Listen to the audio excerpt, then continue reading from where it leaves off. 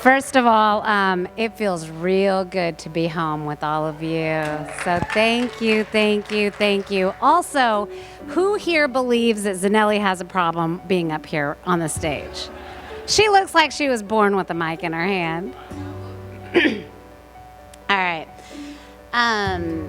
Last November, I was in Palestine, and specifically, I went to a city called Bethlehem, which some of you may have heard of.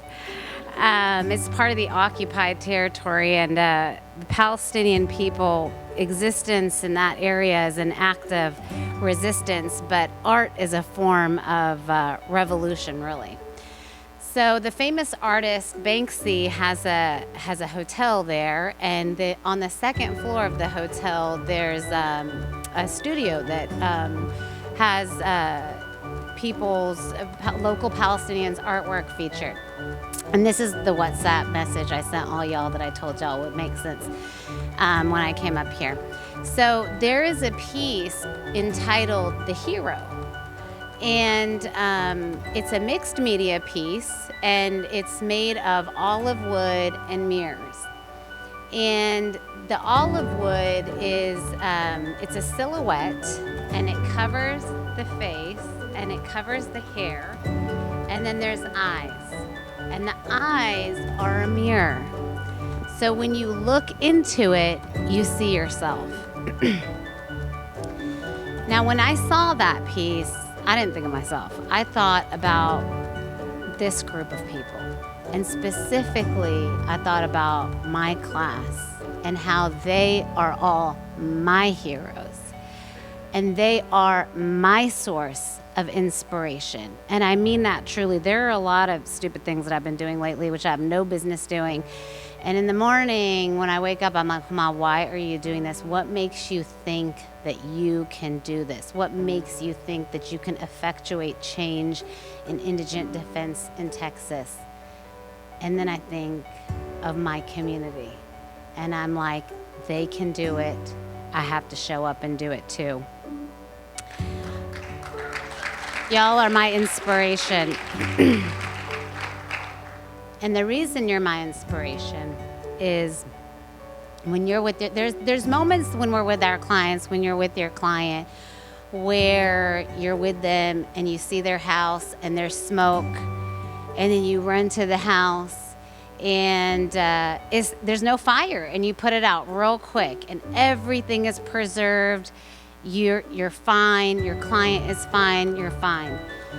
Then there's moments when you're with your client and you watch half of that house burn down, and you're with them, you're there with the fire hydrant, you're there with the water, and you're doing everything you can, and you're letting them cry on your shoulder, and it's okay. You're telling them it's okay, we still have half, and we're gonna move forward. Then there's times when the entire house burns down, but you're still with them, you're still watching, you're still letting them cry on your shoulder. And then, and Madeline, I'm thinking about your trial from January, by the way. Then there are moments when your client, your person, is inside the house. They're inside the house that's burning. And you run to them and you try to get them out. And they're stuck.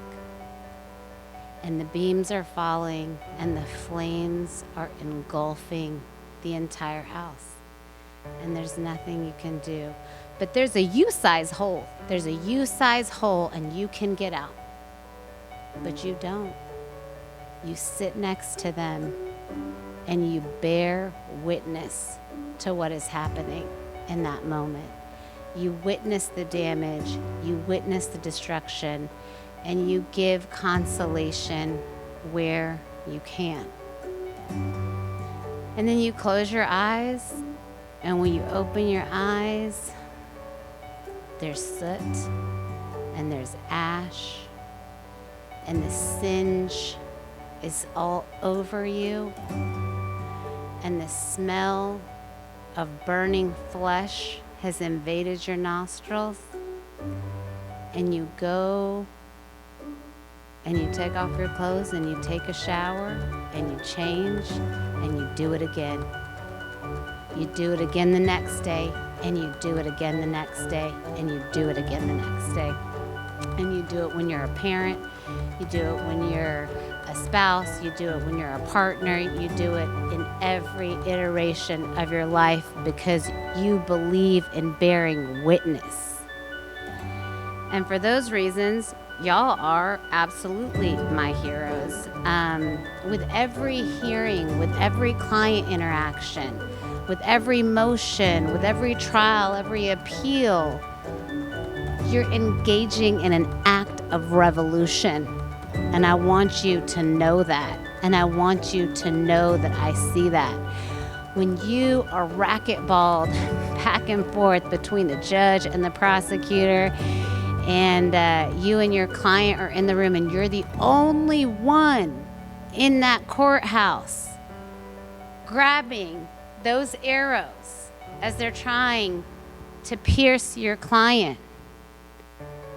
You are bearing witness. You are the hero of this story. And I hope to God that you see it. I hope that when you look in the mirror, you don't think, oh, I could have done this better. I could have done that. I know y'all do. I was just hearing it at our table. Okay? You are enough. You are more than enough.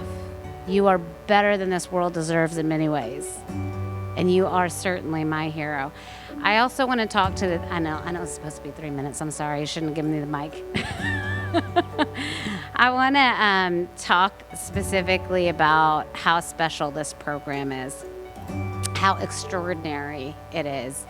The faculty, the staff, the everything that goes into it, the interns, every moment in this program is meticulously considered, and it shows. It's intentional, and it's curated purposefully with a level of mathematical precision. And it's like this beautiful choreography of moving parts that operate so seamlessly. But there's still agility. So like, for example, if there's, I don't know, like a global pandemic and a COVID outbreak that happens, the program won't stop. It'll just shift. And never ever did I feel like we were in any way, there were no concessions made for our class. This faculty is so exceptional. There were no concessions made. Everything was moving so quickly in real time, and this experience was still curated to be identical, if not better. That's what we're going to tell ourselves anyway, than the previous classes and the current class. Sorry, guys. I know this is your night. And I just want y'all to know that, this faculty, they work nonstop. They don't sleep. I don't know. Sean is not human. I don't know. It's very weird. And they have so much heart and love and compassion. And I know that, a lot of us are thinking it's building a litigation toolbox. But really what it is creating an unbreakable community. It's creating camaraderie and fellowship that'll last in these moments, but it'll last beyond these moments. It'll last an entire lifetime. So now GP 2023. Tomorrow's your last day. Y'all are exhausted. Good job though. Great job.